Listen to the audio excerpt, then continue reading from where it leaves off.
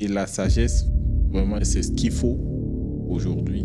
Moi, si j'ai un conseil à donner, c'est plus de sagesse. Il faut se cultiver. Et après, tout ne se limite pas à notre premier cercle. Les gens qui ont fait confiance en l'intelligence artificielle dans des procès, qui ont tout faux. Aux États-Unis, des avocats qui se sont basés sur des cas relevés par l'intelligence artificielle, ça n'a jamais existé, quoi. Donc il a pris, elle est partie plaider, croyant que il n'a pas eu gain de cause, on a su. C'est une affaire qui n'a jamais existé. On a été au Burkina. Ils ont leur loi depuis 2004. Le Togo a sa loi depuis 2019. Ben, vous ne vous demandez pas comment ça se passe si aujourd'hui, par exemple, on peut parler d'une paire de chaussures, par exemple. Plus tard le soir, tu as des publicités qui défilent, on te propose une nouvelle paire. Hello, je suis Tala Hervé Aoui, juriste spécialiste en protection des données à caractère personnel. Je travaille sur plusieurs sujets, je pense qu'on aura l'occasion de voir tout ça dans l'entrevue. Et c'est un plaisir pour moi d'être là et de dévoiler ce que j'aime et ce que j'aime pas. Et puis partager un bon moment avec Effie. Bonjour, bienvenue dans l'entrevue. Aujourd'hui, nous recevons Tala Hervé Aoui. Il est juriste, promoteur de la Nuit du droit au Togo et président de l'Association togolaise pour la promotion du droit. Expert polyvalent, il intervient dans des domaines tels que la protection des données à caractère personnel. Il intervient aussi dans l'ingénierie contractuelle, la finance durable, le droit des énergies en transition, les affaires publiques, ainsi que les modes alternatifs de règlement de différends. Actuellement, il occupe les fonctions de conseiller technique auprès du président de l'instance de protection des données à caractère personnel, IPDCP du Togo, mettant son expertise au service de la promotion du droit moderne, éthique et au service du développement. Bonjour Hervé. Bonjour Effie. Comment tu vas? Très très bien. Très très bien.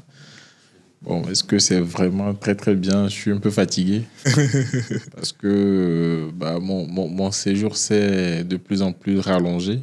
Oui. Et là, je suis presque à la fin de mon séjour. Il faut comprendre que je suis vraiment, vraiment éclaté. Rappelle-moi un peu pourquoi tu es venu rendre visite à tes compatriotes. Oh, à mes compatriotes, tu sais, moi, je suis, disons, à mes frères, hein, tout simplement, compatriotes. Ça À tes frères, carrément. Frères et sœurs. Bon, c'est vrai que j'étais venu d'abord pour voir tout ce qui est... Parce que tu l'as dit, hein, je travaille avec l'instance de protection des données à caractère personnel, IPDCP.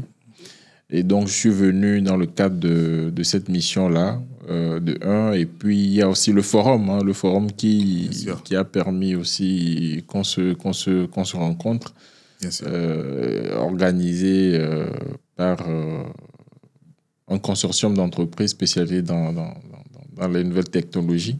Bien sûr. Et voilà, voici ces deux choses majeures. Et aussi, hein, c'était pour la grande rencontre des compliance et risk officers qui a eu lieu à Lomé, hein, en tout début juillet. Oui. Bon, c'était vraiment des événements... Un emploi de temps chargé. Très chargé, humblement, mais très, très chargé. Mais tu sais pas, mais je crois qu'on s'est déjà vu quand même lors de la nuit du droit. Ah oui. Oui, tu m'avais invité personnellement. Oui. Je me rappelle. Tu me parlais tu étais avec le parrain. Voilà, oui. Exactement, c'est ça. Exactement. Maître Akere-Bouron. Mais c'est marrant parce que c'était fortuitement qu'on m'a mis là-bas, qu'on m'a mis juste à côté. Ah ouais. Et voilà. Non, mais c'est pas fortuitement. On a vu la carrure, la posture, tout ça. Lui, c'est un vrai quelqu'un. Donc... Alors, qui est Hervé? Alors, Hervé, c'est un jeune Togolais. Je suis né à Dapan. D'accord. Je suis né à Dapan, dans le vrai nord, hein, du Togo. Après ça, je suis revenu à Lomé où j'ai commencé mes études primaires. Donc, après les études primaires, j'étais entre Lomé et Atakpamé. Je vais vous dire pourquoi j'ai beaucoup switché. Donc, entre Lomé et Atakpamé. Après ça, j'ai eu mon baccalauréat dans un internat à Notien. Ok. Je pense entre 28 km du goudron. Hein. En ce temps, c'était vraiment une zone vraiment profonde. Et, oui, je réalise. Oui. Peut-être qu'on va aller au fond. Mais donc, c'était ça. Donc, tu n'avais pas le choix de faire trop de distractions. Et voilà, j'ai eu mon baccalauréat là-bas. Je suis revenu à Lomé. J'ai fait UKO. J'ai fait ma licence en droit. J'ai une licence en droit public avant d'aller sous d'autres cieux, approfondir mon sujet, etc., etc. Donc, je suis passionné de tout ce qui est géopolitique. J'aime les films d'action. Et puis, il y a des bandes dessinées toujours d'enfance qui permettent toujours de...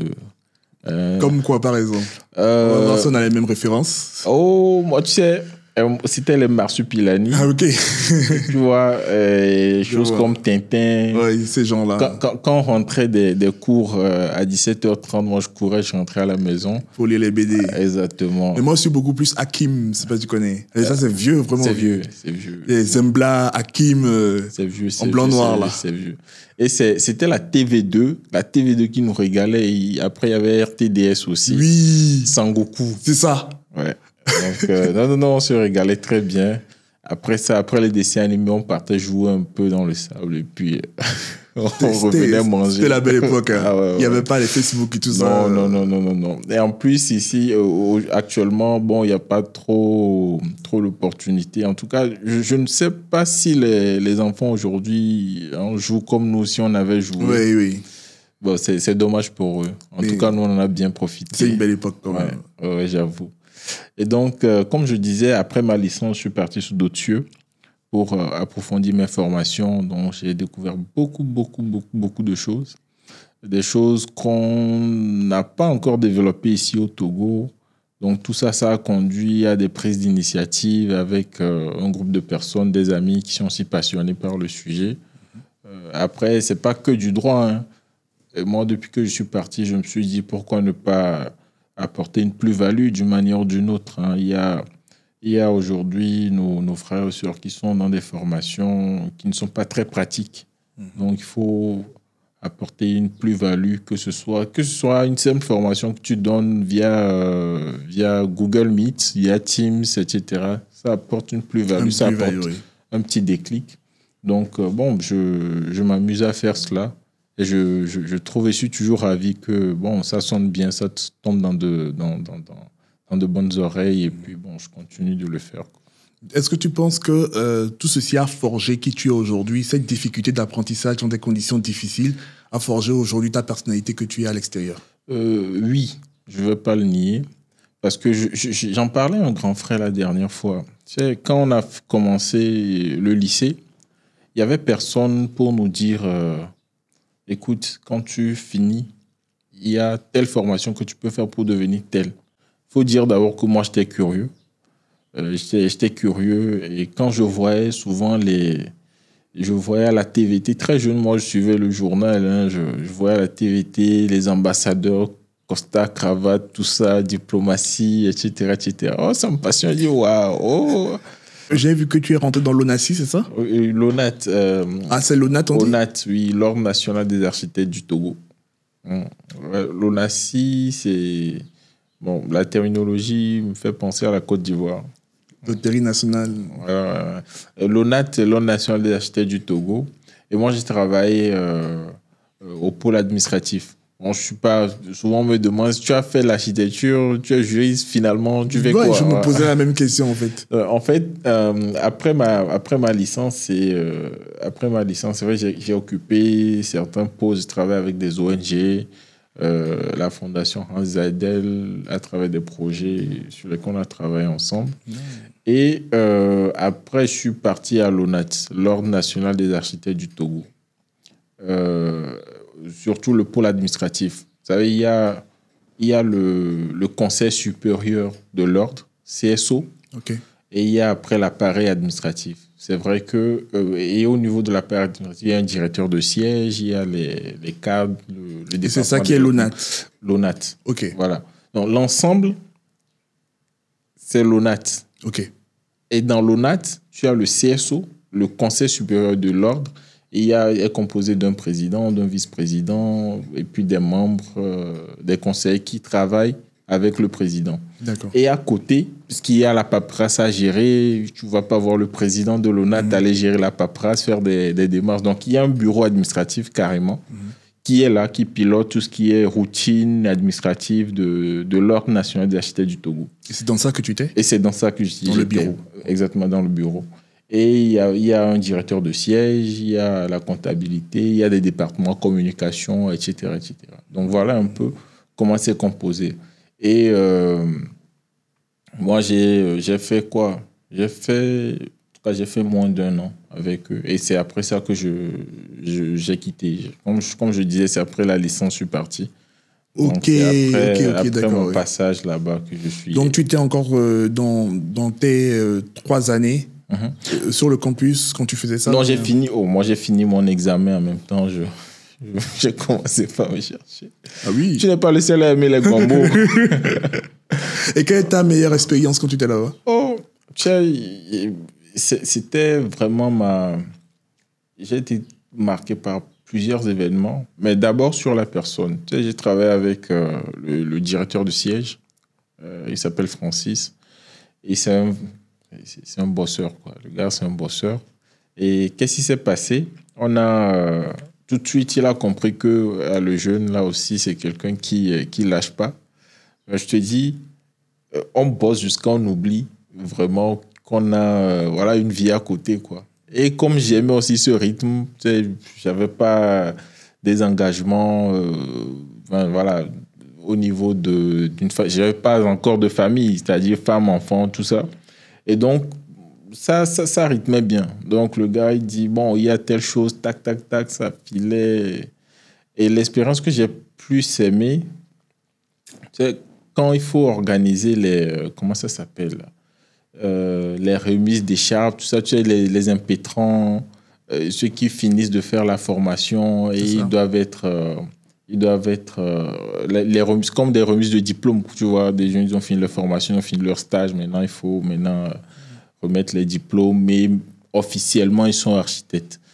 Donc, je me souviens, je pense qu'on était dans un rush pas possible.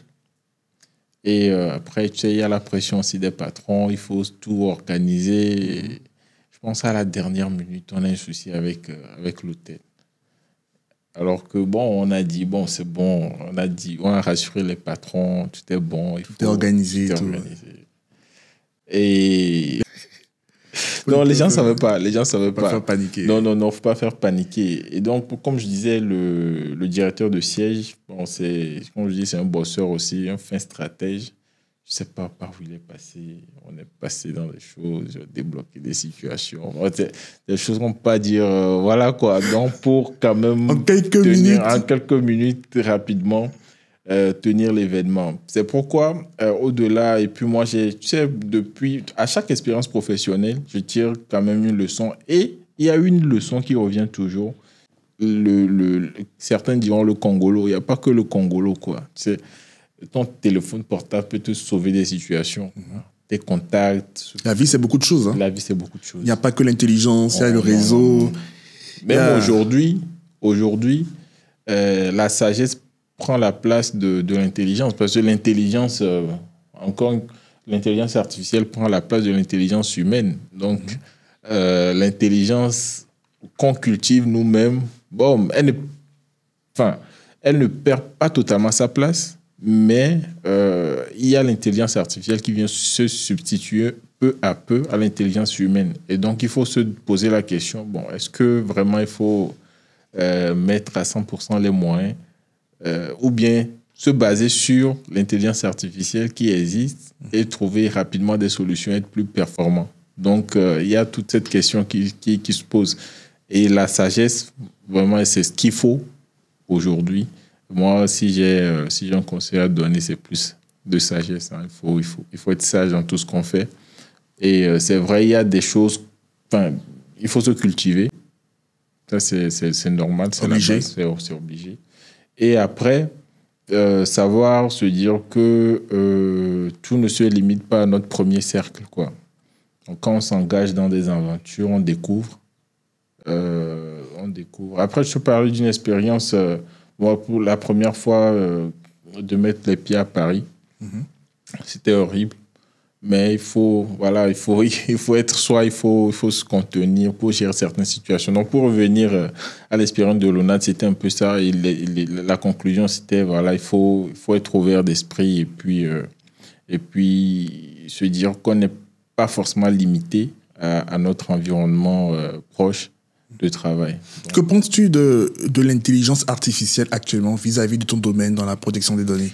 j'ai rédigé même un article qui va sortir bientôt. On m'a sollicité. C'est une entreprise qui est en France. Donc, j'ai rédigé un article dans un magazine qui n'est pas encore sorti. Oui, une tribune. Donc, ça sort sur comment l'IA a impacté la fonction du juriste. Vous aurez le lien juste en commentaire là, ou bien juste sous la vidéo sûrement. On verra bien. Oui, donc non, mais quand c'est prêt, je te balance ça. Donc, j'ai rédigé un peu où j'ai fait une analyse.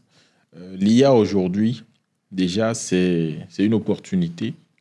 Mais en tout cas, une opportunité à regarder de très près. Parce que quand on parle du droit, on parle du juridique, c'est quand même des questions sensibles. Il ne faut pas tout prendre de l'intelligence artificielle et en faire usage. On se rappelle encore les gens qui ont fait confiance en l'intelligence artificielle dans des procès qui ont tout faux, quoi. Des avocats qui ont copié des... C'est déjà arrivé? C'est déjà arrivé aux États-Unis. Des avocats qui se sont basés sur des cas relevés par l'intelligence artificielle, des arrêts relevés par l'intelligence artificielle, alors que ça n'a jamais existé, quoi. Donc, il a pris ses parties plaider, croyant que... Et il a eu gain de cause? Comment il n'a pas eu gain de cause? On a su. C'est une affaire qui n'a jamais existé. Ouais, non, mais c'est ça. C'est une affaire qui n'a jamais existé. Parce que quand tu surcharges l'intelligence artificielle, elle est obligée de te créer quelque chose. Donc, elle te tu forces un peu trop. Exactement. Ouais. Et donc, elle te crée quelque chose qui n'a jamais existé. Et quand tu copies tout bêtement, tu as confiance en l'intelligence artificielle à 100%, tu copies bêtement, bah, tu te retrouves dans la merde. Mais attends, c'est quand même... c'est ahurissant quand même ce que j'écoute. Mais bien sûr, ça s'est passé aux États-Unis. Donc, voilà. Et donc, comme j'ai dit dans cette tribune, en fait, l'IA est une opportunité. Aujourd'hui, avec moi, j'ai fait de l'ingénierie contractuelle. Et ça, c'est dans un domaine... aujourd'hui, avant, vous avez des contrats. Vous ne savez même pas comment les stocker. Vous avez des contrats et puis parfois, vous oubliez les échéances. Vous devez peut-être résilier le contrat avant la date, mais vous oubliez, ça passe. Mais aujourd'hui, avec des logiciels, avec des systèmes d'intelligence artificielle intégrés, ça vous envoie des notifications. Attention, votre contrat là s'expire, tant, vous devez soit renouveler ou résilier, etc., etc. Donc, est-ce que ça met en danger votre travail, à vous? Pour certes, ça dépend de comment on prend ça. Parce que ça permet aujourd'hui aux juristes, avec aujourd'hui les outils de la Legal Tech par exemple, d'être efficace au boulot. Pour un juriste d'entreprise, on t'envoie un dossier avec l'intelligence artificielle. Tu peux simplifier l'information et bien communiquer aux dirigeants ou aux non-juristes. Tu vois, très rapidement, tu deviens performant, tu deviens non seulement performant, mais tu travailles vraiment dans le délai, tu passes à autre chose, quoi. Ça te permet de prioriser le travail que tu as à faire. Tout dépend de ton workflow, en fait. Exactement, tout dépend du workflow que tu as.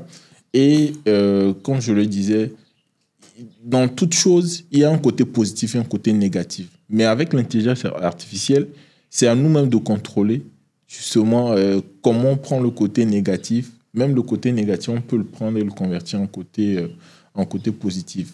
Et c'est toute la magie. Donc, je parlais des contrats. Donc, ça permet de te dire, OK, tu as ce contrat qui prend fin à telle date. Et ça t'envoie des notifications peut-être à 3 mois, 2 mois, 1 mois. À toi de paramétrer. Donc, il y a plein de logiciels aujourd'hui qui permettent de faire ces genres de choses. Exactement. Donc, moi, je disais aussi dans la tribune, c'est parce que même si on a confiance en l'intelligence artificielle, surtout avec les modèles LLM, c'est pas tout ce que ça donne qu'on doit prendre, quoi. Il faut relire, peut-être une lecture rapide. Même quand tu fais la lecture rapide, il y a des choses, c'est percutant. Tu trouves quelque chose qui ne sonne pas bien, tu dois revenir là-dessus pour faire attention. Exactement. Et puis, il faut surtout faire attention sur les dates, les noms. Il y a des détails. Si tu ne sais pas faire ça, on te prend tout de suite comme quelqu'un qui néglige son travail, tu vois. Donc, c'est quand même fou ce que tu racontes.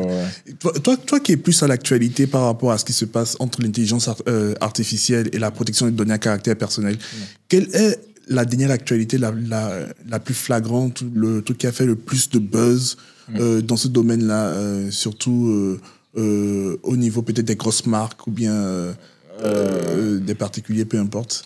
Alors, je vais plutôt parler de tout ce qui est données personnelles. Tu sais, Air France a été piraté récemment. Oui. Tu vois, ils ont envoyé. Oui. Bon, voilà, c'est vous les grands utilisateurs de Air France. Non, mais entre l'intelligence artificielle et la protection des données. Mais alors, ils ont même fait une faute dans leur communiqué où ils ont dit en fait qu'il y a ils ont mal prononcé la chose. Ils ont dit qu'il y a une attaque sur la protection des données. Bref, c'était pas ça. Ouais. Et ça avait rebondi dessus, en fait. Moi, oui. Ils avaient mal prononcé un truc, en fait. Ouais. Moi, j'ai reçu le mail. J'ai lu justement le post de Clément. OK. Mais j'ai pas ouvert mon mail. Je sais que c'est la même chose. Et parfois, tu vois, dans ces genres de choses, on ne sait pas concrètement. Même s'ils font le communiqué, ceux qui ont fait l'attaque, ils ont toujours les données. Et simplement avec le nom, le prénom, on peut faire beaucoup de choses. Donc, il ne faut pas faire un communiqué et puis c'est fini. Il y a des actions derrière qu'il faut entreprendre. Maintenant, aujourd'hui, alors, c'est un sujet qui est là et qui est périn. Quand on prend l'intelligence artificielle, on dit l'intelligence artificielle doit fonctionner sur la base des données. On fournit des données à l'IA. Et le problème, c'est que qu'est-ce que ces données deviennent? L'intelligence artificielle. Et quels sont les types de données qu'on fournit à l'IA? Comment on les collecte? Tu vois, je pense qu'au forum, il y avait Emmanuel de Internet Society, que j'aime bien taquiner, qui parlait de fournir, par exemple, des thèses, créer des IA à l'africaine, quoi, tu vois, avec des informations, des thèses que les Africains ont écrites, etc., pour avoir des IA purement à l'africaine. Ouais, je pense que c'est une bonne approche, mais toujours est-il de voir l'aspect protection des données à caractère personnel. Est-ce que tu vas faire le tour de tous ces thésards-là, de tous ces auteurs, de tous ces professeurs pour avoir leur consentement? Parce que l'un des principes de base au niveau de la protection des données à caractère personnel, c'est d'avoir le consentement de la personne. Oui, de tout un chacun. Tu vois. Donc, voilà. Donc, il y a certes des solutions, mais peut-être qu'on va un peu... Effectivement, moi, je veux un peu dans ton sens, dans le sens où on pourra pas créer une version africaine du RGPD, peut-être, parce que c'est un peu trop restreint sur les réalités occidentales, tu vois ce que je veux dire? C'est ça. Et puis, ce qu'il faut, par exemple, c'est... aux côtés de l'IPDCP, on a été au Burkina. Eux, ils ont leur loi depuis 2004. Le Togo a sa loi depuis 2019. OK. La loi togolaise date de 2019. 29 octobre 2019. Sur la protection des données. Sur la protection des données à caractère personnel. Après, il y a un décret portant organisation et fonctionnement de l'instance en 2020. C'est pour dire que quand tu prends le Burkina et le Togo, par exemple, il y a tellement d'années d'écart, tu vois. Et donc, il y en a qui ont vite pris conscience de l'enjeu sur le sujet. Et nous, je pense qu'il y a sûrement des considérations qui ont permis de ne pas très vite aller sur ce sujet-là. Il y a des priorités stratégiques et encore une fois, les États sont souverains. Mais la volonté aujourd'hui, c'est qu'on aille vers une harmonisation, quoi. J'aimerais que pour un court moment, on définit à ceux qui toujours en entendent parler, mais savent concrètement pas de quoi on parle, c'est quoi la protection des données à caractère personnel? Alors, déjà, les données à caractère personnel. Les données à caractère personnel sont tout simplement les données à travers lesquelles on peut identifier une personne, directement ou indirectement. Je m'explique.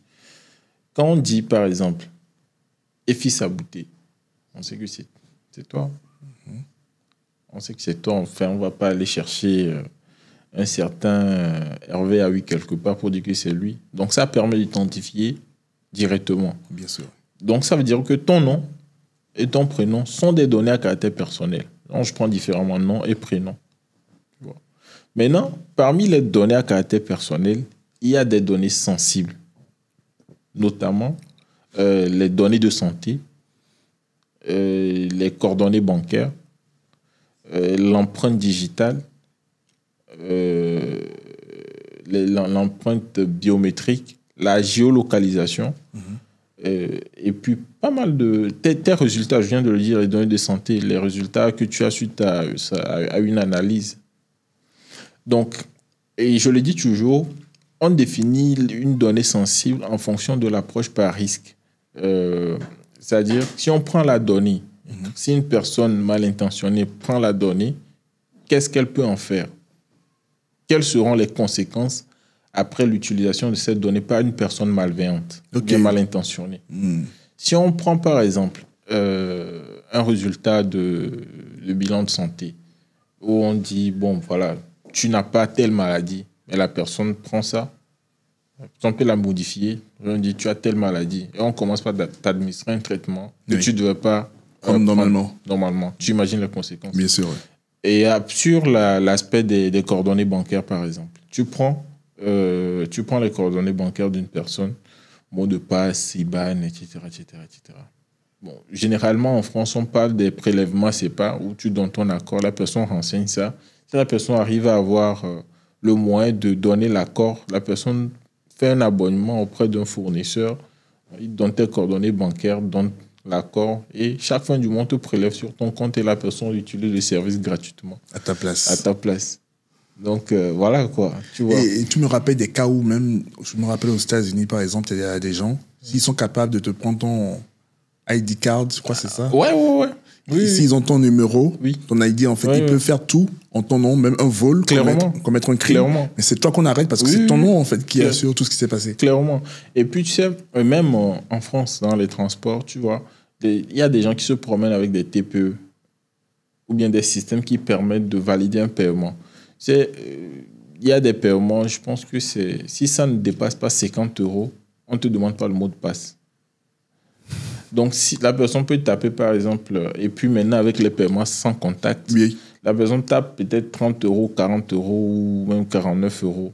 Donc, on ne va pas demander de mot de passe. Donc, la personne approche juste. Si tu as, par exemple, ta carte bancaire dans la poche, la personne approche juste le terminal de paiement. Ça bip.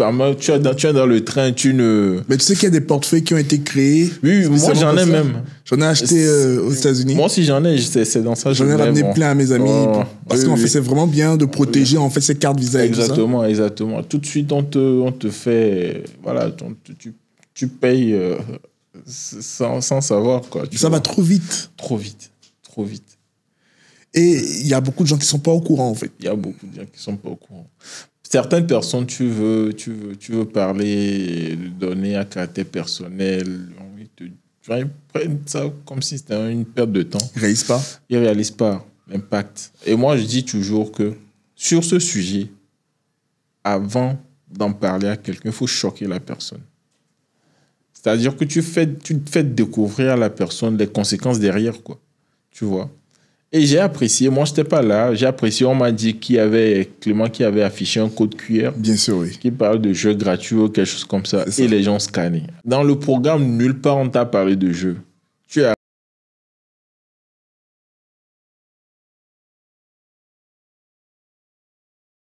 forcément, en fait... Non. Les Wi-Fi publics, tu vois, on dit Wi-Fi ouvert. Tu te connectes. Tu es quelqu'un qui a les airs, tu te connais, la personne entre dans ton téléphone, fait ce qu'elle veut.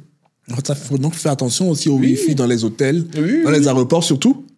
Aéroports, hôtels, et lieux publics. Mais je ne savais pas, moi, même pour les câbles, tu sais, quand tu charges ton téléphone dans les aéroports, quand tu voyages, en fait. Oui. Et je te dis, moi, j'ai eu... Il y a un monsieur qui m'a formé... Lui m'a donné des cours sur l'état des cybermenaces dans le monde et comment ça se passe, comment les attaques se réalisent, etc. Mais le gars, lui, tu vois, il est dans un monde tellement à part. Même son ordinateur, quand il rentrait à la maison, là, il a un boîtier où met son ordinateur dedans. Il se débarrasse de tout ce qui est téléphone. Ah oui? Oui. Tout ce qui est téléphone et il est sur un plus un. Pourquoi? Parce qu'avec un iPhone, par exemple, on peut activer ta caméra de loin, ton micro de loin. Ah, mais c'est réel. Vous ne vous demandez pas comment ça se passe si aujourd'hui, par exemple, on peut parler d'une paire de chaussures, par exemple. Plus tard le soir, tu as des publicités qui défilent, on te propose une nouvelle paire de Nike. Nous sommes constamment sur écoute. Et moi, j'avais assisté à une conférence où il y avait le patron de Siri. On lui a posé cette question. Le gars, il a esquivé. Non, mais franchement, on est constamment sur écoute. Avec Siri, tu dis Siri. Siri te répond oui. Comment Siri a fait pour entendre que tu l'appelles? Pour savoir que tu l'appelles? Oui. Donc, ton micro est activé. Et j'ai cette petite anecdote là sur Siri où, c'est pas si tu l'as appris aussi, c'est un monsieur qui rentre le soir à la maison, il voit sa femme et il raconte ce qui s'est passé durant la journée. Donc, il y avait une belle blague. Et sa femme Harry, le monsieur Harry, et Siri Harry. Waouh. Et ils se sont tous regardés. Mais non. Ils ont regardé Siri. Tu vois ce que je veux dire? Mais non. Et c'est une anecdote qui fait tellement peur à beaucoup de gens qui disent ah oui. Jusqu'à ce point. Mais oui. C'est pour te dire à quel point. J'avais même fait un carrousel dessus. Ouais, hein. C'est pour te dire à quel point les gens ne réalisent pas en fait. Les gens ne réalisent pas. Et moi, je me rappelle, il fut un temps, j'étais ultra remote. Vocal à la maison, j'ai installé Siri, tout ce que tu veux. Les Alexa. Je crois que j'avais toute l'armée chez moi. Ouais. Et un jour, c'est pas, j'avais pris conscience, j'ai tout enlevé comme ça. J'ai tout enlevé. C'est pas. Non, mais parce que tu deviens vulnérable. Quand tu dépends, en même temps, la technologie avance. On va utiliser ces outils, ces produits technologiques, mais derrière, il y a des conséquences. Il y a des conséquences, forcément. Alexa, tu parles à Alexa. Imagine. Et l'exemple concret, c'est, tu vois, les robots qui... je sais pas, je veux dire, des robots qui pètent des plombs. Tu vois, le robot qui pète des plombs un matin. Dernièrement, à cause de l'IA, on voit beaucoup de choses, oui. Le robot se retourne contre toi, hein, t'envoie, te lance des trucs dans ta propre maison. Et voilà. Donc, la technologie évolue, il y a des dangers derrière. Maintenant, c'est pourquoi aussi il faut une approche éthique, déjà dans la conception même de ces outils technologiques, que ce soit robots, des trucs comme Alexa. Voilà, il faut de l'éthique. Est-ce qu'il y a déjà un budget qui est voté pour faire avancer en fait ce sujet sur la protection des données à caractère personnel au Togo? Au Togo? Oui. Alors, l'IPDCP, par exemple, c'est une autorité administrative indépendante qui est aussi qui a des lignes au niveau du ministère de l'économie et des finances, parce que on ne peut pas créer une institution comme ça et laisser l'institution à son propre compte. Donc, il y a des subventions de l'État pour accompagner le sujet. Et donc, je pense que ça fait partie des priorités aussi stratégiques du gouvernement. Ils accompagnent comme ils peuvent. Maintenant, l'IPDCP également est appelé à sanctionner des entreprises qui ne sont pas conformes à la loi. Je pense qu'au forum, j'en parlais. L'instance est là, il y a de cela 8 mois. Mais il y a eu beaucoup de choses qui ont été réalisées. Mais faut pas...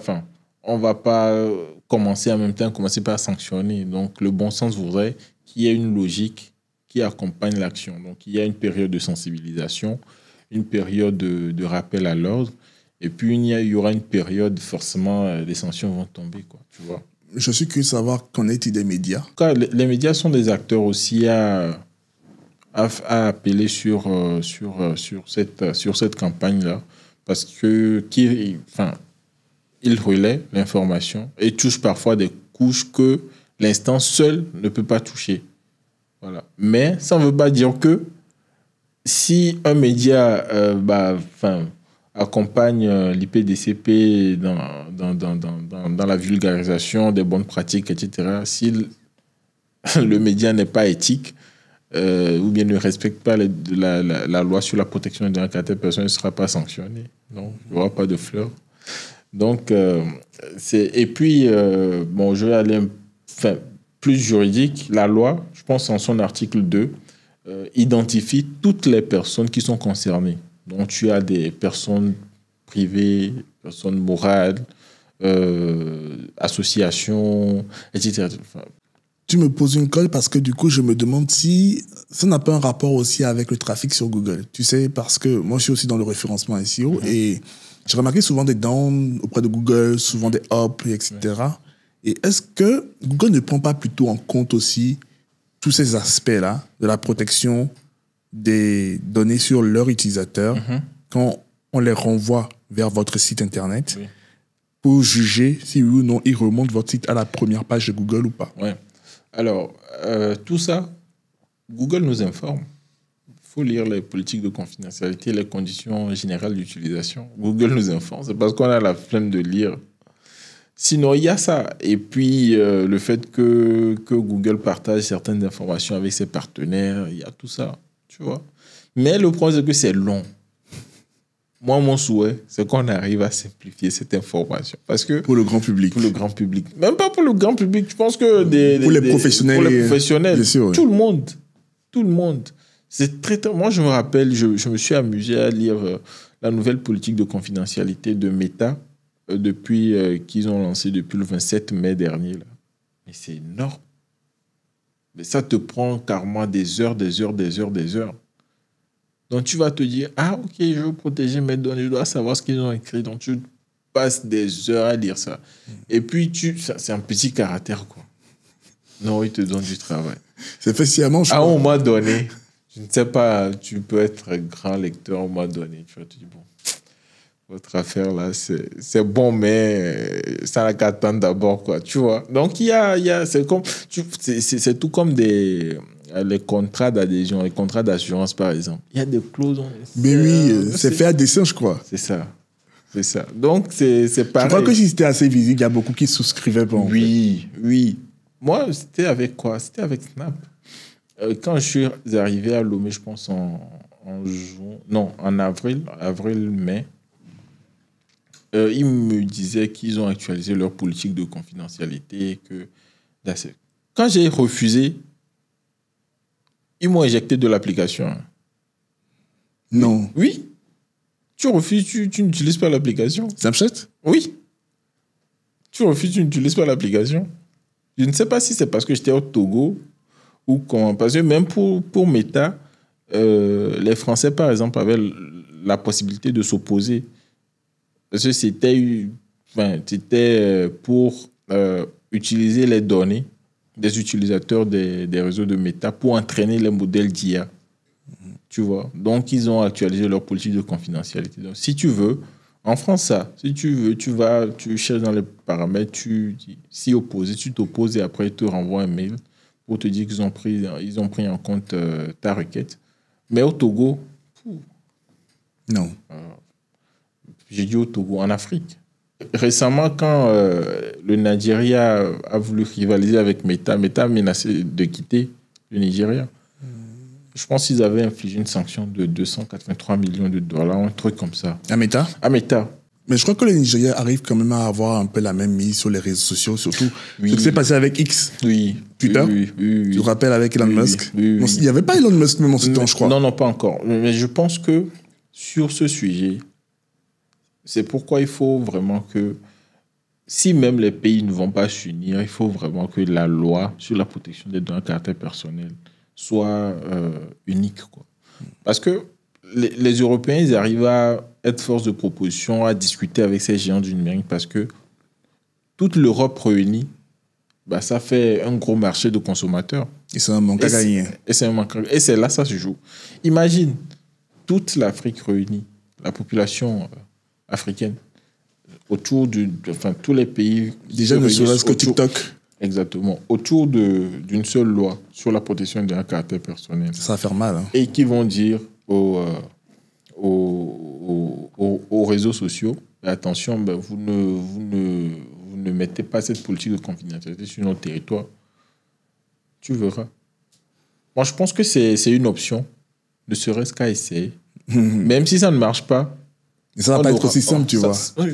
Mais tu sais, les gars, ils ont des lobbyistes qui sont hyper puissants. Ils ont des forces de persuasion. Mais ils dépensent assez pour discuter avec les politiques, enfin, c'est ça le lobbying. C'est ça le lobbying, c'est-à-dire envoyer des émissaires pour discuter, pour corriger des positions, pour aller en leur faveur. Donc, tout ça. Raconte-moi, quand tu es arrivé en France, à quel point... parce que je crois qu'il y a des souvenirs. Je pense que j'avais déjà parlé sur un plateau. Je pense que c'était à New World. Tu sais, moi, j'ai fait mes formalités, tout ça. Il y avait un gars là-bas qui devait venir me chercher à l'aéroport. Et quand je partais, j'étais parti avec Ethiopian. Donc, on devait faire escale à 10. Quand je quittais à l'aéroport, j'ai fait signe au gars. Le gars me dit, oh, il n'y a pas de souci, moi, je serai là à l'aéroport, je t'attends. Arrivé à 10, je dis, bon, gars, on est arrivé à 10 et on fait comment? J'arrive, hein. J'envoie mon billet, tout ça, les coordonnées. À quelques minutes, il restait quelques minutes pour embarquer à 10 à Paris. Oui. Le gars me dit, non, moi, je ne pourrais pas venir te chercher parce que moi, je dois aller au boulot. Il y a quelqu'un qui vient pas, on dit de le remplacer, tout ça. Mais pour t'amener à l'aéroport, c'est ça? Hein? Non, de l'aéroport pour aller à mon hébergement. D'accord. Dès que tu es arrivé plutôt. Oui, dès que j'arrive. J'ai quitté Lomé pour Addis. C'est bien passé. Normalement, lui, il devrait m'attendre à Charles de Gaulle pour m'amener à ma résidence. D'accord. Donc, arrivé à quelques minutes de l'embarquement pour faire Addis-Paris, le gars m'envoie un message. J'étais connecté sur le réseau de l'aéroport. Je reçois le message WhatsApp. Le gars me dit non, qu'il ne pourra plus venir. Tu crois que ce problème-là est fréquent? Parce que tu n'es pas la seule personne à m'en parler. Ah oui. Oui. Et puis après, tu sais, quand j'étais à Addis, j'étais en discussion avec les parents. Bon, puis ils voulaient s'assurer que tout se passait bien. Mais j'ai rien dit. Hein. Ah, si j'avais dit, ils allaient paniquer. Oui, ils allaient paniquer. Donc, je pense que, et c'est ça, il faut avoir très tôt un sens de responsabilité, tu vois, et puis voir comment manager les situations. J'ai rien dit aux parents. Et quand j'ai embarqué, dans ma tête, là, c'est à la guerre, comment à la guerre, quoi. Wow. J'arrive, je dois me débrouiller moi-même. Comment on fait? Je suis les gens. Au moins, je comprends français. Bien sûr. Ouais, donc, j'ai pris des informations, fait comment, je cherche les bagages là, je passe d'abord les contrôles, tout ça, je cherche mes bagages, je passe encore la douane, etc. Et puis je sors, je suis là, je regarde. Mais tout le monde filait, quoi. Tout le monde filait. Ça allait trop vite. Ça allait trop vite. Je dis, waouh, ok, d'accord. Et ne sachant pas comment faire, puisque lui, il avait les informations, où est-ce que j'allais, etc., etc. C'est ce que j'ai fait. J'ai pris un taxi. Non, je faisais comme si je maîtrisais, quoi. Je n'ai pas laissé le chauffeur. Ouais, le temps d'un doute. Qu'on te prenne le dessus et t'arnaquer, c'est ça? Ouais. Non, j'ai donné l'impression comme si je maîtrisais. J'ai vu l'adresse, j'ai bûché l'adresse. Et bon, je vais à telle adresse. Oui, non, mais j'étais serein. Mais après, on roulait, je me dis, le gars là, il m'amène où? Parce que c'était trop long, c'est ça? C'était trop long. Et puis, j'ai atterri à Noisy-le-Grand. Moi, Charles de Gaulle, Noisy-le-Grand, ça fait un bon trajet. Oui. Mais j'étais serein derrière. Je ne causais pas. Le monsieur était silencieux. Il voulait causer un peu, le savoir je venais d'où, c'est ma première fois, etc. Non, mais j'esquivais toujours la question. Tu ne veux pas laisser l'homme de doute, en fait.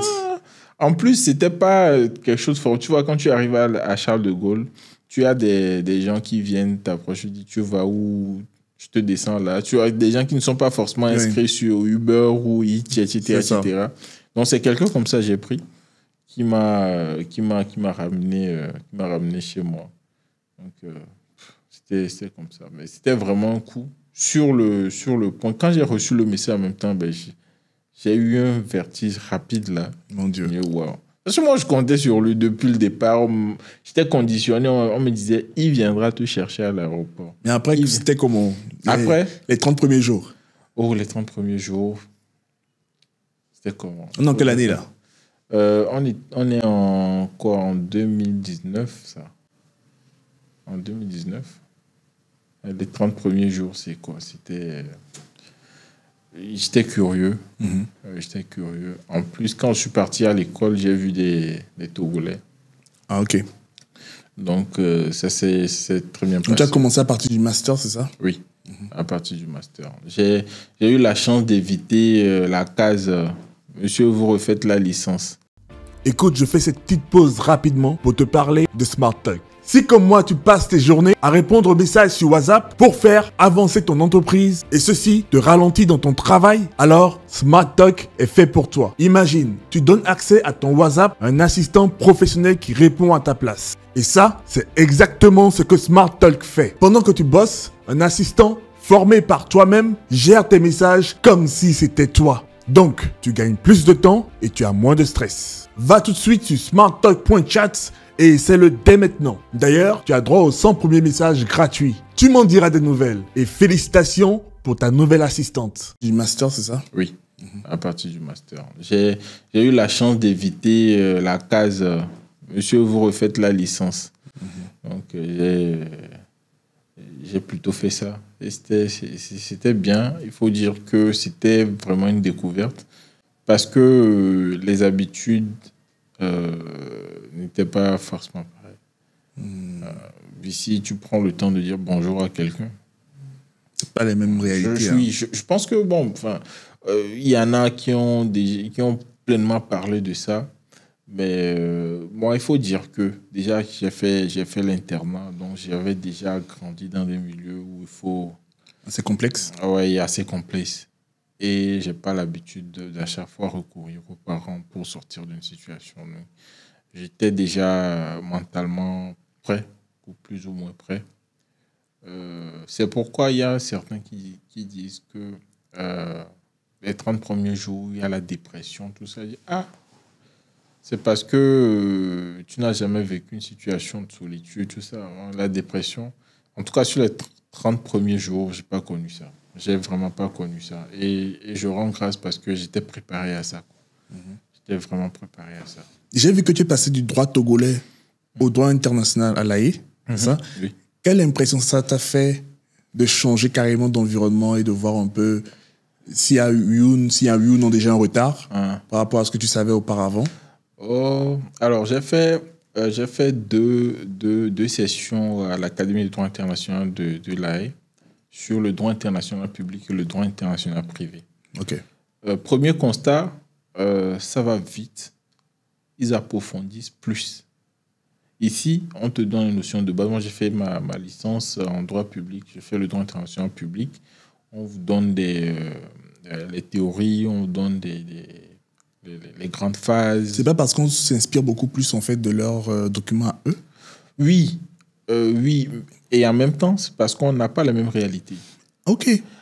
Après, le droit international public a la particularité de parler des États, du comportement des États vis-à-vis des autres États, un État vis-à-vis d'un autre État dans une relation bilatérale ou bien dans une relation multilatérale.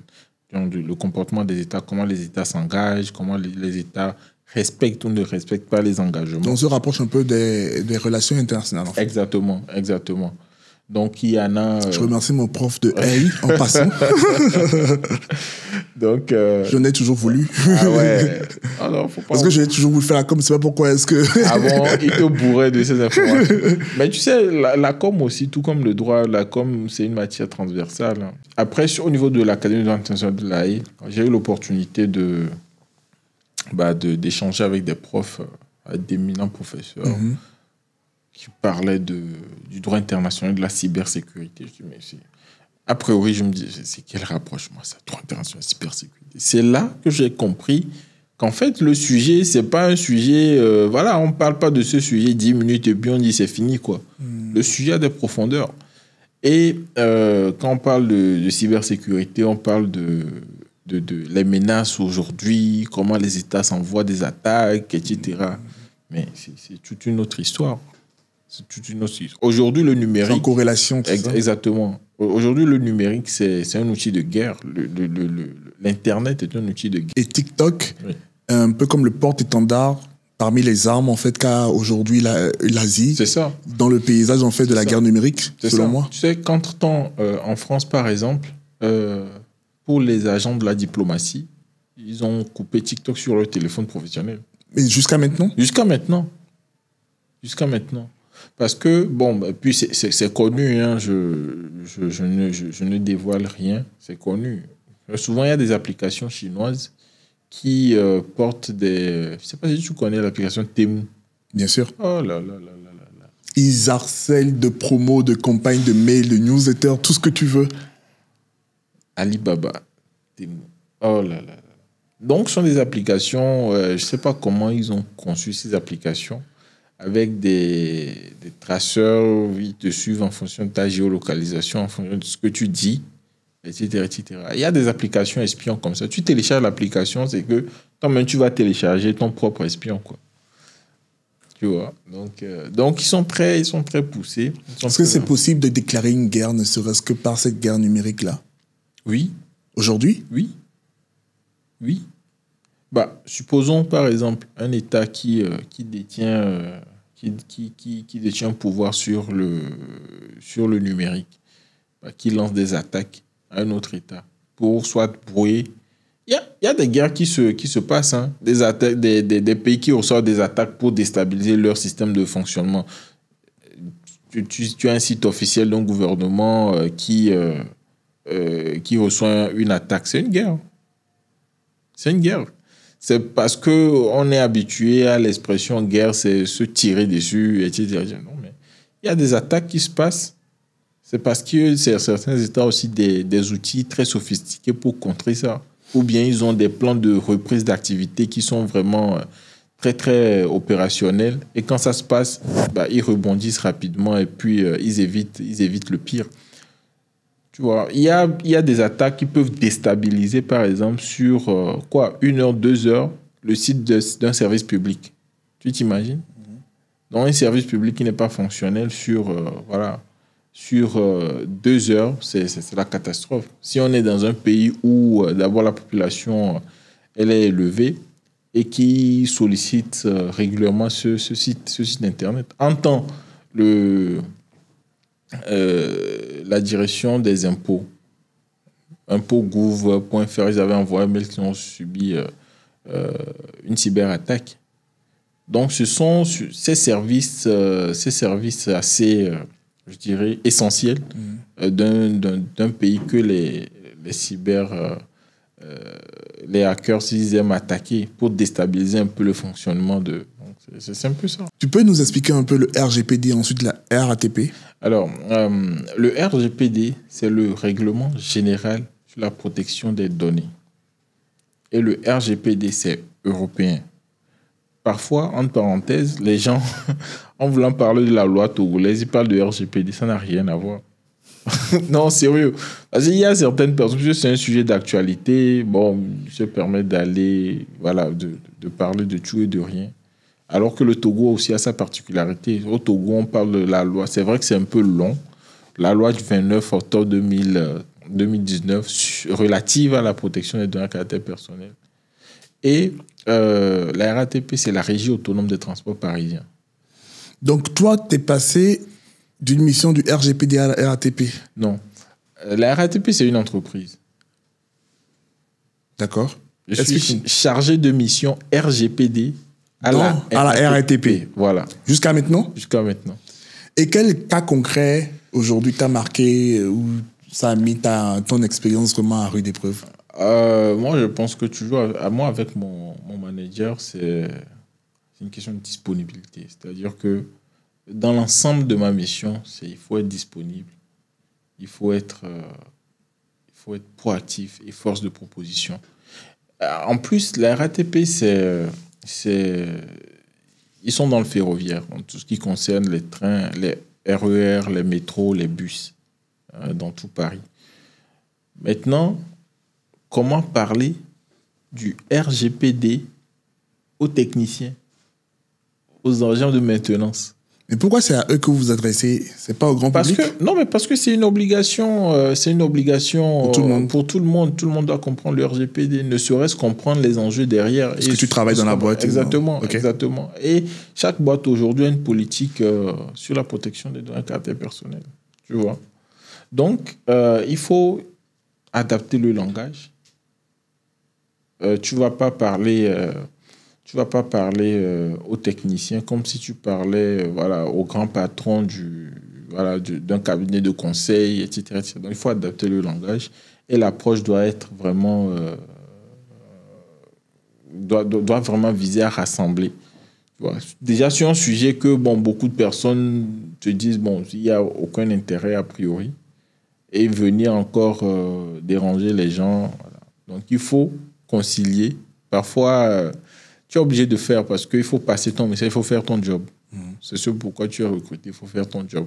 Donc, c'est des formations, des sensibilisations, du sensibilisation. Et puis après, derrière, il y a des contrôles, des audits que tu peux, que je fais sur des postes, des cadres pour les accompagner. Et puis, il y a la mission de conseil. Si quelqu'un ne comprend pas, il y a un incident, il faut répondre efficacement et puis apporter des solutions. Donc, c'est obligatoirement basé sur le site web, puisque ça concerne essentiellement... Non, pas forcément. Pas forcément sur le site web. Le sujet, par exemple, concerne la RATP, et surtout là où je travaille, on parle de plus de 3000 personnes. Ouais. OK. On parle de plus de 3000 personnes. Et donc, il y a les données RH à gérer. Aujourd'hui, avec tout ce qui est vidéoprotection, vidéosurveillance, il faut aller sur les traitements, sur la vidéoprotection, vidéosurveillance. Et franchement, parfois, il y a des données de santé des agents. Il y a des process internes qui amènent les agents à écrire sur des fichiers, des documents papier ou bien des papiers tout simplement. Mais le RGPD s'applique aussi à tout ce qui est support papier. Donc, il y a beaucoup de traitements dans l'ensemble et il faut savoir déjà définir une approche qui ne fasse pas fuir déjà les gens à ta cible et après essayer de voir comment pérenniser les actions. C'est compliqué, parce que si tu dois avoir un juste milieu entre les exigences réglementaires que vous avez et l'innovation technologique qui va très vite, c'est quand même compliqué de trouver le juste milieu. Oui, après, tu vois, le truc, c'est qu'au niveau des grandes entreprises, il y a la stratégie qui se définit et après, ça rejaillit sur clairement sur que ce soit les filiales, les directions, etc. Donc, en fonction de ce que le haut a décidé, les autres s'alignent. Après, dans l'implémentation de ces nouvelles politiques, la stratégie d'implémentation, c'est vrai, il peut arriver qu'une direction décide d'une méthode particulière d'implémenter la décision qui vient du président général, du président directeur général. Quel cas a été pour toi le plus grand dilemme, par exemple? Waouh. Alors, il y avait un agent qui quittait la boîte. Pas dans des meilleures conditions, tu vois. Et après, l'entreprise a fait ce qu'elle pouvait pour retenir les gens, mais à cause des raisons de santé, la personne est finalement appelée à finir son service, quoi, tu vois. Et un peu fâché. Tu vois, l'un des principes du RGPD, c'est de demander, tu peux consulter toutes les données que ton entreprise a de toi. Donc, on parle de quelqu'un... Il y a une transparence, quoi. Oui. On parle de quelqu'un qui a fait plus de 5 ans, plus de 10 ans, plus de 15 ans, plus de 20 ans dans l'entreprise. Donc, il demande de ressortir toutes ces données que l'entreprise a collectées depuis qu'ils sont engagés. Sur lui. Sur lui. Donc, il y a des documents. Il n'y a pas forcément son nom. Il y en a des logiciels qui permettent d'identifier des documents sur lesquels il y a son nom. Donc, quand tu prends ces documents, tu ne vas pas lui donner le document avec le nom des gens. Non. Voilà, il faut anonymiser, il faut... Et lui, c'était quoi le problème, en fait? C'est pourquoi il partait. Oui. Ah, Non, ce que je disais, pour des raisons de santé. Oui, mais c'était quoi le problème vis-à-vis de lui? C'est-à-dire qu'il n'était vis-à-vis de lui, ouais. il n'était pas content parce que l'entreprise se séparait de lui. Pour des raisons de santé, Oui. justement. Et le RGPD aussi permettait de savoir justement qu'il était malade, c'est ça?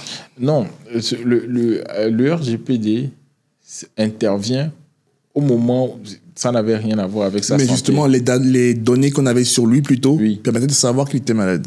Non, au niveau de le RGPD, lui s'est servi du RGPD pour emmerder l'entreprise. D'accord. Parce que le RGPD autorise l'employé Je vois. de demander à l'entreprise quelles sont les données que vous avez de moi. Donc, il s'est basé sur ça pour faire chier l'entreprise. Et donc, moi aussi, j'ai pris un coup. Ouais, donc, puisque c'est moi qui devais traiter le... Donc, bon, non, mais c'est un peu ça. Donc, il y a des cas fréquents comme ça, en fait. Il y a des cas fréquents. Mais ce n'est pas des réalités qu'on peut vivre ici, nous. Ça va venir. Ça va venir. Si, déjà, on arrive à comprendre l'importance du sujet, on va avoir la sensibilité du sujet. Et surtout, à savoir que c'est un droit qui vient renforcer les droits du citoyen. Généralement, les devoirs qu'on demande aux citoyens ou bien aux agents, aux collaborateurs, c'est juste savoir quelles sont les informations qu'ils postent sur les réseaux, etc., etc. Voilà. Mais il y a plus d'obligations qui pèsent sur les responsables de traitement. Dans le jargon, c'est tout simplement des entreprises, quoi. Tu vois. Donc, nous sommes en route. Oui, nous sommes en route. Là, il y a eu un communiqué de l'IPDCP sur la déclaration de... Vous savez, quand vous voulez installer une caméra, il faut déclarer, il faut faire une déclaration. Oui. Donc, le truc, c'est quoi? Je profite pour éclaircir un peu. Après, il y aura un lancement officiel avec tous les détails qu'il faut. On dit, qu'est-ce que la loi dit? La loi dit, il faut faire, quand vous voulez installer une caméra, il faut déclarer. Vous saisissez l'IPDCP, vous remplissez le formulaire, vous soumettez la demande. L'IPDCP va vous délivrer un récépissé suite à votre déclaration et un pictogramme que vous allez afficher sur la zone où il y a la caméra. Voilà. Maintenant, les gens se posent la question, si par exemple, moi, je veux mettre la caméra dans ma maison, est-ce que ça concerne quelqu'un? Si vous êtes chez vous, vous voulez juste mettre la caméra sur votre terrasse ou bien dans votre jardin, etc., vous n'êtes pas obligé de faire la déclaration. Sauf que vous ne pouvez pas vous servir de ces enregistrements comme moyen de preuve dans une enquête judiciaire. Non. Ou bien dans une enquête policière. Parce que vous n'avez pas déclaré. Parce que vous n'avez pas déclaré. Vous n'avez pas, justement, l'outil juridique. Même en cas de meurtre ou bien vraiment d'un crime commis, et ça peut débloquer une situation. Le principe en droit, c'est est-ce que la preuve, elle est légale? Comment? C'est chaud. Tu ne peux pas être dans l'illégalité et utiliser ça pour... voilà. Donc, il faut voir que c'est important. Alors là, c'est le libre choix, hein, c'est facultatif de faire la déclaration quand vous voulez filmer un spectre privé. Maintenant, si vous voulez mettre la caméra dehors et que la caméra balaie la voie publique, vous êtes obligé de faire la déclaration. Ça oui, obligé. Obligé. Et de même pour les sites industriels, vous devez signaler. Et donc, il n'y a plus de caméra cachée. Non, voilà, c'est ce que quelqu'un disait la dernière fois, que bon, moi, je mets la caméra pour attraper mon voleur. Ça veut dire pour qu'il sache que... Exact. Il faut pas qu'il sache que j'ai d'ailleurs la caméra. Mais voilà, c'est la loi. C'est la loi. Il faut informer. Donc, c'est ce que je disais tout à l'heure, que c'est plus de droits pour le citoyen, pour l'usager. C'est plus de droits qu'on confère. On doit informer qu'attention, il y a dans cette zone une caméra qui est installée. Donc, fais attention à tes faits et gestes. Et aujourd'hui, surtout, il y a des caméras qui ont des systèmes d'IA embarqués. C'est-à-dire que la caméra analyse le comportement de la personne et envoie une notification. Si l'IA considère que c'est un voleur, envoie une notification au propriétaire de la caméra. Ouais. Vis-à-vis de son habillement, peut-être, ou bien vis-à-vis de son comportement. Son comportement. Imagine quelqu'un vient se baisse sous la caméra, fait des gestes, etc., etc. Donc, l'IA peut analyser différemment, ou bien Ça peut être des analyses concrètes, hein, que vraiment il s'agit d'un voleur et la personne réagit. Mais derrière, il faut savoir que le sujet va très vite.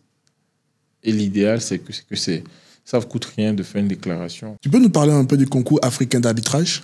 Ah, c'est une très belle expérience aussi, ça. Et comme je disais, moi, enfin, je suis passionné par beaucoup de sujets. Et quand j'aime quelque chose, j'aime aller... à fond. J'ai vu ça, oui. Voilà. Je crois que tu es un peu intense dans tout ce que tu fais. Oui. Tu fais pas les choses à moitié. Il faut. T'as pas un petit comportement de TDAH là par hasard? Non, mais le concours africain de l'arbitrage, c'était une très belle expérience. C'était une très belle expérience. On a travaillé sur un dossier où une compagnie pétrolière déversait ou bien creusait des puits pétroliers et après ne renfermait pas. Et il y avait après des dégâts des eaux et la zone après était invivable, quoi, tu vois. Donc, il fallait aller sur des aspects de dédommagement, droit de l'environnement, etc., etc. Donc, on était finalistes, mais on n'a pas été les champions. À la base, c'est un concours, c'est un concours d'éloquence, c'est ça? Bien de Non. C'est plus juridique. C'est sur la procédure de l'arbitrage, comment faire la plaidoirie. D'accord. Ce n'est pas... Même s'il faut de l'éloquence quand on fait de la plaidoirie. Bien sûr. Ce n'est pas un concours d'éloquence. On vérifie plus la pertinence des idées, comment on est convaincant, etc. etc. Donc, ça a été le cas. Et c'était la team du Togo qui avait remporté. Dans quel pays? C'était en France, ça s'est passé en France. Après, il y a eu des difficultés, la team n'a pas pu se déplacer, donc ça s'est fait en ligne. Ouais. On a gagné en ligne. Ouais. Vous avez vu, on est champion. Ouais, tu vois. Non, il faut dire que, mais très honnêtement, les Togolais à l'extérieur, et comme à l'intérieur du pays, mais c'est pour dire que les Togolais représentent vraiment vaillamment et valablement le Togo à l'extérieur. Quoi. Tu vois, les Togolais sont des génies. Les Togolais, et il y a beaucoup de bruit, enfin, pas beaucoup de bruit, mais c'est bien de célébrer. Les Ivoiriens, quand ils ont un champion, ils célèbrent très bien. Mais je pense que les Togolais aussi font pareil. Font pareil, d'ailleurs, mais c'est qu'on n'arrive pas à bien soulever nos champions, quoi. Comment se passe la pression, le stress dans ce cadre, dans ce concours-là?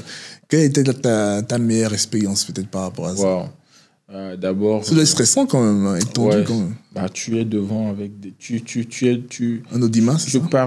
Tu parles à des arbitres chevronnés, hein, des professeurs titulaires, des professeurs d'université, des avocats. Il y avait même Maître Dossou du Bénin. Parmi les juges? Parmi le jury, oui. Mais attention, après, mais ça veut dire que tu ne vas pas aller raconter des bêtises. Le gars maîtrise déjà la chose. Tu vas aller dire quoi qu'il ne connaît pas. Donc, c'est vrai, ça fait... En tant que... Bon, c'était ma première fois de faire cet exercice-là. Et c'était très enrichissant. Il y avait, je ne veux pas le nier, il y avait le track. Tu penses que à l'avenir, c'est des trucs sur lesquels on devrait peut-être plus communiquer en fait par rapport à notre jeunesse aujourd'hui? Assurément. Parce que je vois beaucoup qui ne sont pas au courant en fait de ces informations, mais qui aimeraient bien. Tu sais qu'il y a beaucoup qui ont l'esprit de compétition, tu vois ce que je veux dire? Je suis d'accord. Et l'esprit de compétition peut guider quelqu'un soit vers sa passion ou soit vers son travail peut-être dans l'avenir. Il y en a qui vont trop loin, ils amènent ça même dans la vie de couple, là, ça abusé, on pas d'un autre problème. Mais je pense que cet esprit-là aussi peut pouvoir permettre à beaucoup de personnes de prendre goût, de donner du goût au droit, tu vois ce que je veux dire? Bien sûr. Moi, je pense que c'est le droit qui est vécu autrement. C'est-à-dire que le droit, c'est pas forcément... on sort des amphis, on va s'essayer. C'est-à-dire, c'est une autre manière de faire un stage, quoi. Sauf que peut-être lors du stage, tu découvres d'autres sujets de façon plus large. Mais là, tu as un sujet, on te demande de faire une simulation de plaidoirie, quoi. Donc, mais en même temps, une simulation, ça ne veut pas dire que les informations que tu dois communiquer doivent être des informations fausses. Tu fais de vraies recherches, tu te bases sur des raisonnements juridiques, vraiment quelque chose de solide, propre, bien construit. Tu vois.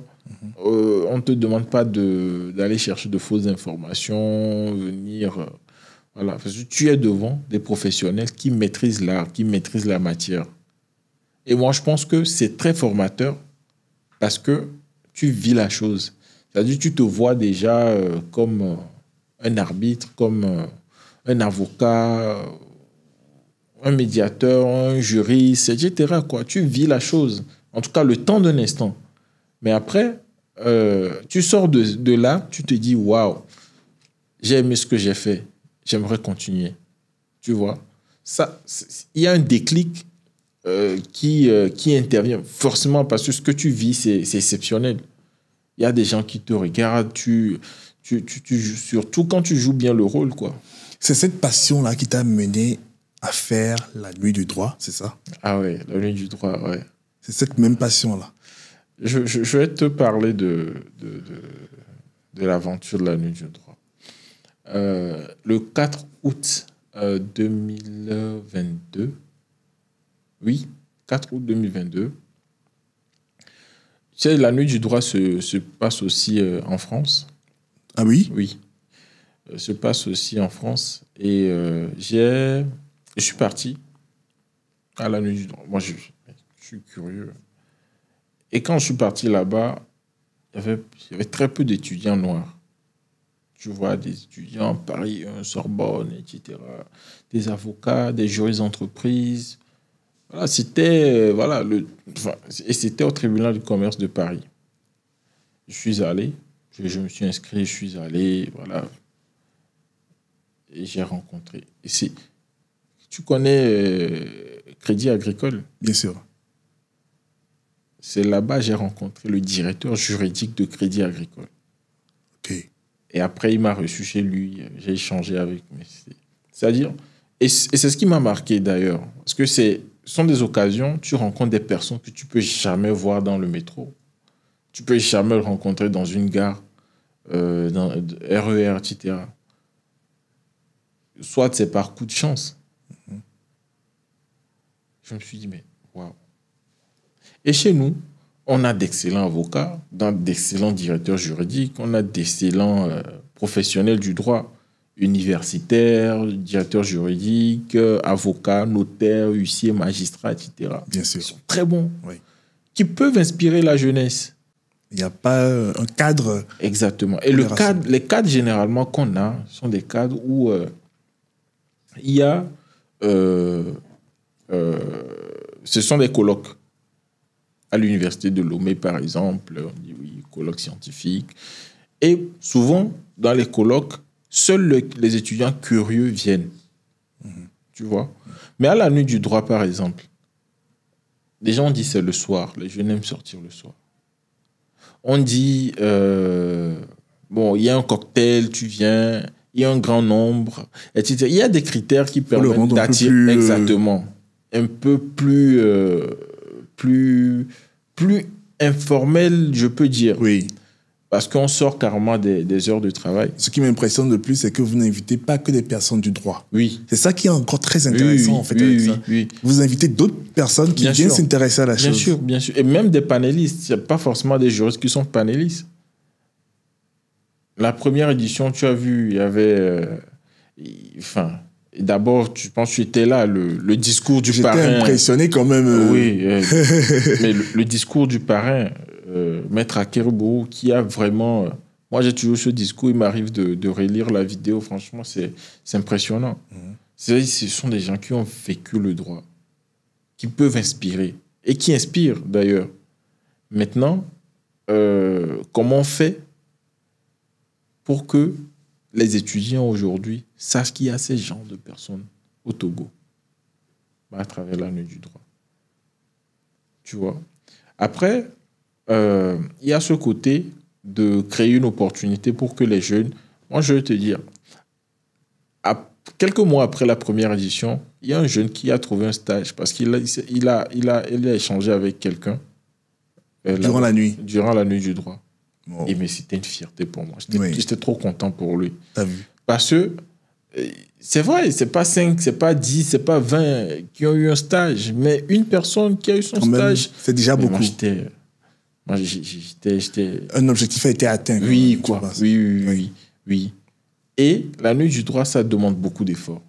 Ça demande beaucoup d'efforts. Mais c'est récemment que j'ai compris, en fait, que c'est pas que la nuit, en fait. Ça commence pas que la nuit, ça commence des jours avant. Il y a d'autres activités, en fait. L'année dernière, on a fait un business safari. Il y avait des avocats venus de la France, des gens qui étaient venus de la Belgique, etc., un peu partout. On a visité le port autonome de Lomé. On a visité la plateforme industrielle de Djikopé. Au niveau du port autonome de Lomé, vraiment, on disait vraiment les chantiers qui sont à lancer au port autonome de Lomé. Comment, puisque la question de l'année dernière, c'était sur les énergies. Et comment aujourd'hui, le port autonome de Lomé se positionne sur le sujet. La RSE, où on nous a présenté le film institutionnel du port autonome de Lomé, où ils avaient des politiques qui permettent d'intégrer les employés, etc. Mais dehors, tu ne vas pas savoir ça. C'est vraiment ahurissant. Oui, dehors, tu ne vas pas savoir ça. C'est disponible sur la chaîne YouTube, sur les réseaux sociaux et tout ça? Oui. D'accord. On a eu une page YouTube où on a mis les 2 vidéos. Vous verrez juste en commentaire. Les 2 vidéos des 2 premières éditions, enfin des 2 éditions passées. Et oui, après, il y a aussi la page Instagram de la Nuit du droit. Il y a la page LinkedIn aussi. Il y a les informations là-dessus. C'est vraiment ahurissant. Quand j'ai vu les vidéos, j'ai dit, ah, mais quand même, c'est pas que la Nuit du droit, nous, on est invité. Non. Et puis, bon, cette année, puisqu'on veut parler du numérique, je pense que l'entrevue a l'exclusivité. Ah oui, vas-y, dis-nous. Parce qu'on ne l'a pas encore dit sur un podium ou un panel ou un espace de discussion. Oui. On va parler du droit et du numérique. Droit et transformation numérique vers une société de confiance. C'est le thème de cette année. Parce que le droit évolue, le numérique aussi évolue. Est-ce que ces 2 évolutions permettent de créer une société de confiance ou permettent un foisonnement entre les 2 matières? Est-ce que le droit empêche le numérique d'évoluer? Est-ce que le numérique empêche le droit d'être vécu de manière classique? C'est la thématique du moment, ça, effectivement. Exactement. Donc, on aura des professionnels. Surtout sur les sujets des selfies avec ton image, est-ce que j'ai le droit de publier, des choses comme ça. Exactement. Et surtout, la philosophie, c'est de désacraliser l'information juridique. On se dit, waouh, pour ceux qui n'ont jamais fait le droit, quand on dit droit, ils ont peur. Oh, les gens ont peur. Les gens fuient. Tu vois. Donc, c'est pour aller sur ces sujets de base, pour déjà faire comprendre aux gens comment les choses se passent, comment le droit est là pour protéger. Ouais. Le droit peut être interprété comme un outil qui permet de protéger l'individu contre lui-même. Je répète, le droit peut être identifié comme un outil qui permet de protéger l'individu contre lui-même. Parce que il y a des comportements que tu vas vouloir entreprendre, par exemple, mais le droit t'interpelle de ne pas de ne pas te comporter de la sorte. Parce que derrière, il y a des conséquences. Tu vois? Et non seulement protéger l'individu, mais protéger les autres. On protège aussi les autres qui sont dans la même communauté que toi. Donc, c'est un peu ça. Et ce principe-là appliqué au droit, au numérique, qui est vraiment en plein essor aujourd'hui, permet de faire, en tout cas, un parfait brassage, quoi, tu vois. Donc, voilà un peu la thématique de cette année. Et ça sera toujours en novembre, hein, comme les dernières années. On va célébrer le droit autrement. J'ai vu que tu avais une double compétence en droit des énergies en transition et en droit international, c'est ça? Oui. Alors, j'ai fait, c'est un DU, un diplôme universitaire à Nanterre sur le droit des énergies en transition, de l'investissement et de l'arbitrage international. Aujourd'hui, on parle des autres formes d'énergie, hein, énergie éolienne en mer ou sur terre. Bien sûr. On parle de l'énergie solaire, on parle des aspects multiformes de comment on peut avoir l'énergie aujourd'hui.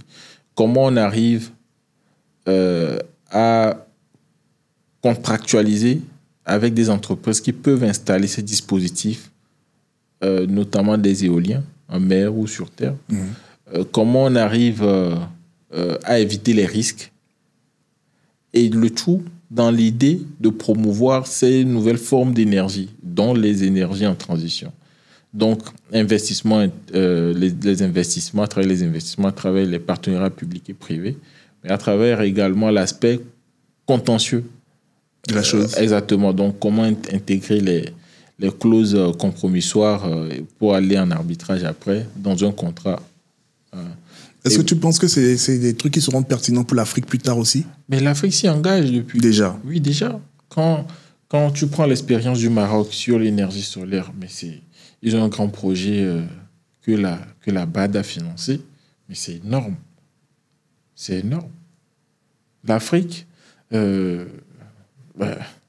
au Togo, il y a la centrale qui est l'Efficient Power, mais c'est... Attention. L'Afrique s'intéresse au sujet, d'autant plus que les rapports ont confirmé que l'Afrique a plus de potentiel en matière de ressources énergétiques. La capacité de production d'énergie en Afrique, c'est énorme. Je ne vais pas aller sur des chiffres exacts, oui. Mais tout simplement, il faut comprendre que l'Afrique peut être championne sur le sujet. Maintenant, comment on exploite cette potentialité? Et c'est le dilemme, hein, c'est le paradoxe. Mais dans tous les domaines, je crois aussi, hein, dans beaucoup de domaines. Hein. Dans beaucoup de domaines. Hein, mais en l'espèce, on dit, nous avons une forte capacité de production. Comment est-ce qu'on exploite cette capacité? Et derrière, on a des aspects qui permettent de bien contractualiser. C'est pourquoi moi j'ai fait la formation d'ailleurs. Comment contractualiser? Quelles sont les techniques qui permettent à un État d'éviter les risques, de s'engager avec une entreprise qui est experte en construction d'infrastructures énergétiques, par exemple. Les centrales solaires, les barrages hydroélectriques, etc., etc. C'est assez intéressant d'avoir cet avis-là parce que il y a beaucoup plus d'incompréhension. Oui. Surtout dans ce domaine-là, énergie renouvelable et tout ça, surtout chez nous en Afrique, vu surtout par rapport au manque de communication sur le sujet vis-à-vis de la population locale, au manque d'intéressement même de la population justement par rapport au sujet également, tu vois ce que je veux dire? Et après, on entend parler que lorsqu'il y a des gates, ou bien il y a des problèmes ici, il y a des coups de buzz des journalistes qui vont derrière, tu vois. Généralement, ce sont les gates qui permettent aux gens de s'intéresser à des sujets. Ah, parce qu'il y a son... Ah, ça parle de quoi déjà? Et c'est là qu'on apprend que exactement. Tel pays, il y a tel problème, il y a tel investissement qu'il y a eu a priori. Mais c'est dommage, hein, c'est très dommage qu'on apprenne plutôt après les conflits ou bien les contentieux. Ou bien lorsque les contentieux naissent. Normalement, on devait être curieux et aller vers l'information. Voilà quoi. Hervé, quel est le conseil que tu as donné maintenant à la génération? Conseil que tu as à leur donner pour leur faire comprendre qu'il peut y avoir d'autres Hervé selon le travail et le labeur qu'ils auront à faire. Vas-y. Alors, d'autres Hervé, bon, je pense que nous sommes... en tout cas, chacun est une pierre qu'on a soi-même la responsabilité de tailler à notre manière. Moi, je pense que j'ai été nourri d'envie de tout ce que j'avais vu durant mon enfance et des défis personnels à relever et parfois, et certains même que je n'ai pas encore fini de relever, donc qui me permettent de m'engager sur certains sujets, et d'être résilient. Ce n'est pas un fleuve tranquille, d'être résilient. Donc, le premier conseil, c'est d'être résilient, d'avoir des ambitions et puis d'être surtout curieux. Parce que la curiosité nous permet... en tout cas, la curiosité bien drainée nous permet d'atteindre parfois, ou bien souvent, nos objectifs ou bien nos désidérata. Donc, ces trois mots, hein, résilience, curiosité et envie. Donc, mais les trois, en tout cas, prises dans de bons sens. Hein, parce qu'on peut avoir des envies démesurées qui ne sont pas réalisables Et donc, il faudrait qu'on soit vraiment dans la proportion. Voilà. Merci Hervé d'avoir participé à l'entrevue. Non, merci Effie, c'était un grand plaisir. On a parlé de beaucoup de choses. Plaisir partagé. Et on espère qu'on va te revoir très bientôt. Avec grand plaisir, je dirais. Avec de nouveaux projets dont tu vas nous parler. Bien sûr. On se verra sûrement pour la nuit du droit. Ah, ça, je serais ravi. On se reverra. Et puis, il y a toute une équipe derrière. Et puis, on verra comment organiser ça, quoi. Merci, Hervé. Ouais. Merci. Alors, merci à tous. J'espère que vous avez suivi. Et si vous êtes ici jusqu'à la fin, alors n'hésitez pas à laisser un commentaire et un gros pouce bleu. Abonnez-vous à la chaîne. Vous pouvez suivre les chaînes de la Nuit du Droit juste en dessous pour suivre un peu l'événement et savoir un peu de quoi il s'agit. Et à bientôt.